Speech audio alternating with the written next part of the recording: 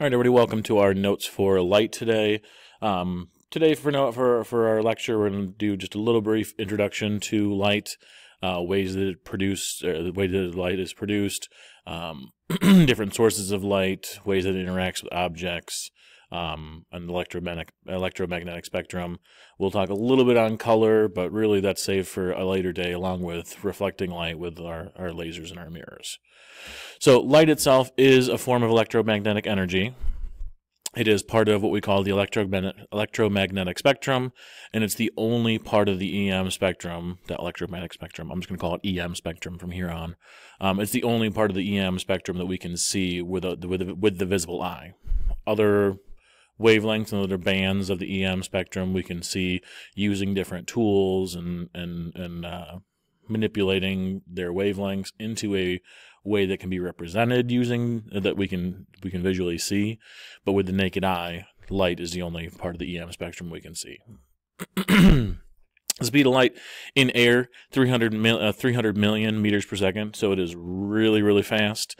And the speed of that really depends on the material that it's traveling through. So air, obviously that's the fastest, the most space in between particles, so it's going to reach its max potential. Once you start traveling through different materials, so glass, water, the speeds will vary. And we'll talk a lot about that when we talk about reflection and mirrors and everything, because we have something called reflection, but we also have something called refraction, where it's going to bend that light, and that bending is determined by the speed that the light is traveling through that different medium. Optics, that's just what we call the study of light. So we have different applications. Here we have two different categories on how something can produce light. So how something is called luminous if it itself produces light. Anything that's what we call non-luminous may still reflect light, but it in and of itself is not a producer of the light. So both can be, you can see as lit up, I guess, for lack of a better phrase, but it just really depends on where the source of the light is. If it is a source of itself, so the sun, a light bulb, those are luminous, so they produce their own light. Non-luminous objects may still appear bright, but they do not have their own light source. So the moon, which is bright at night, is really just reflecting the sun's light.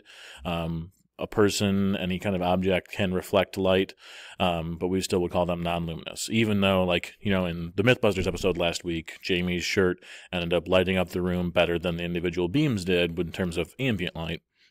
He himself wasn't a light producer, so we would just consider him and his white, bright shirt to be non-luminous. So we have 6 different ways that light can be produced. So these are all luminous objects, things that are producing their own light. So the 6 different ways that we'll look at: incandescence, fluorescence, phosphorescence, chemiluminescence, bioluminescence, and electric discharge. Incandescence is what happens when something just gets so hot that it starts to glow. It emits its own light because of that temperature. So in this case, a regular old, what we call incandescent light bulb. So these are the old school light bulbs that you may or may not still have in your house, because most of everyone has gone to the more efficient light bulbs that create light in a different way. It's not just a hot little coil that is heated up. Fluorescence. So we have fluorescent light bulbs here in the classroom. Those are those long tubes. Those are actually filled with gas that, when you're hit by an ultraviolet ray, emit light. So it's a kind of a chemical reaction crossed with, some interactions with ultraviolet rays. Phosphorescence, this is glow-in-the-dark objects. So these glow after being hit by radiation, so they actually do kind of have to be what we could call being charged up by light, and then it holds that energy in there and then releases it more slowly, and obviously with a different color, with different magnitude, brightness of it. So those stars that you used to have probably in your room, or if you were lucky in your room up in the ceiling, those don't do anything unless they've been charged up. So unless it absorbs that light during the day, or from your light bulbs or whatever the source might be, and then they would glow overnight. Chemiluminescence. So this is a light being released during a chemical reaction. So there are certain chemicals that when you mix them together will produce light. This is actually how glow sticks work. So in a glow stick, you kind of have to crack it open in order for the light to be produced. It's not glowing all the time, and it only glows for a certain period of time, and then it loses its glow. That's actually a chemical reaction between the two liquids that are in that glow stick. So when you crack it open, there's actually a little glass, or probably plastic now, vial in there that cracks open a chemical, mixes with the other liquid that's in the main part of the glow stick, and actually produces light by chemiluminescence. Bioluminescence, that's essentially the same thing as chemiluminescence. It's just that those chemicals that are mixing together to produce that light are both produced, or the chemicals needed are produced by some living thing. So you see that a lot with marine life that lives way down deep in the ocean, so down like the Marianas Trench and stuff. They have different chemicals that they can control within their body that when they mix them together produces light, and that's one of the ways that they can see if necessary. The picture over here of the surfer, this is actually an algae that when it's agitated, the chemicals mix together and produce this glow, which is pretty cool effect looking here. That's not photoshopped or anything, that's just algae. The last one is electric discharge. So this is what happens when a gas emits light when the electrons pass. So when a gas or a specific element is promoted to a higher energy, if there's enough energy that's put into that element, an electron will be discharged, and actually we see that as light. So it's a gas or a substance that's become so overcharged that electrons are actually emitted off of it, and that's what electric discharge is. So a neon sign is probably the best example of this. Usually they happen, we have neon and xenon and everything. They're all those noble gases that have a tendency of doing that when we charge them up quite enough. They're the most stable ones that we can do this with, and require the lowest amount of energy in order to produce those lights. So once we have the light produced, it usually travels in a straight line. Very rarely will it deviate off of that path. This is known as the law of rectilinear propagation. It's a mouthful. It's really just a fancy way of saying that it travels in a straight line. It is very, very rare that light will bend at all beyond a straight line. Now, it may appear to bend because of a change in speed, but really all those paths that light is still traveling on is going to be a straight line. When we diagram it, which we'll do a lot later on in the chapter, we refer to them as ray diagrams. The ray is just a single path that light follows, and if we have a beam, that's just a bundle of light rays that are all traveling parallel to each other. We've got three different ways that matter can interact with light, or really light could be interacting with matter depending on which view of things you want to take. So the first option is that light can be transmitted. So light just passes directly through that medium. So windows are just a perfect example of that. They're clear. There's no change in direction or wavelength or anything like that for the light passing directly through them. So anything that's clear, we would just say that the light is transmitted through it. We can have light reflected off of an object, so it bounces off that object. So mirrors are a great example of that. Anything where the light is reflected and change direction, bounce directly off of it, we just say it's reflected.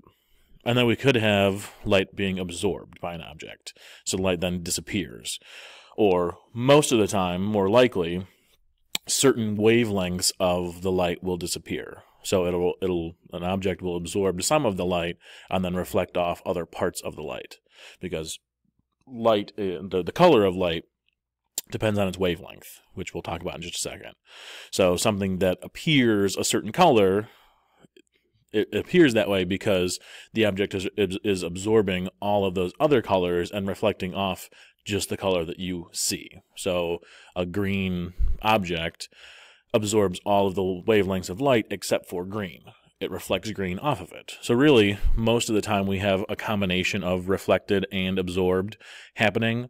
So a t-shirt, your pants, your skin, your anything that you can physically see that's not just clear or it has a physical being, is a combination of color being absorbed and reflected. We can classify objects by how much light they transmit. So something that's transparent, that just transmits all of the light. Something that's opaque transmits no light, so zero light is transmitted through.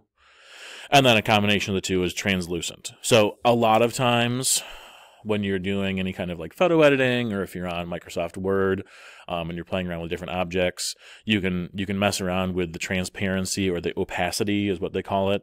You can usually do that by like a percentage.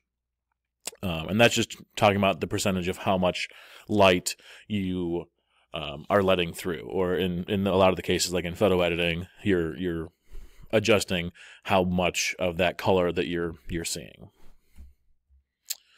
All right, so the last thing we'll talk about today is the electromagnetic spectrum, or the EM spectrum. So light travels as an electromagnetic wave, which is made up of particles of energy called photons. So much like sound waves and much like other mechanical type of waves, there are particles that are interacting and causing the wave.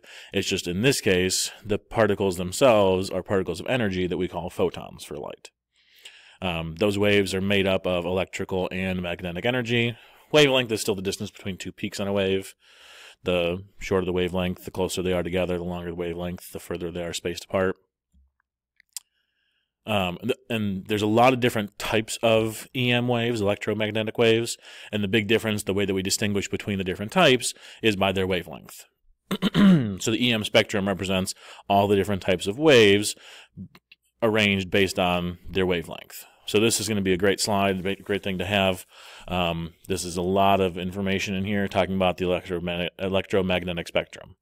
So the way that this is arranged, there's a bunch of different ways of categorizing the same kind of information. So if you look vertically in this, these are all the same type of wave. So a radio wave, microwave, infrared wave, visible light. So this is what we're talking about here. Ultraviolet waves, rays, X-rays, and then gamma rays.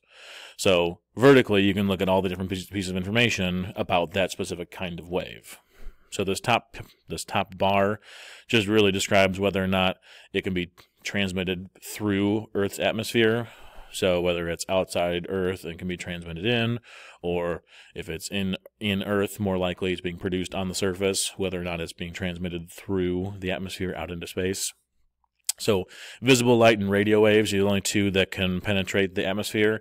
Everything else is stuck inside.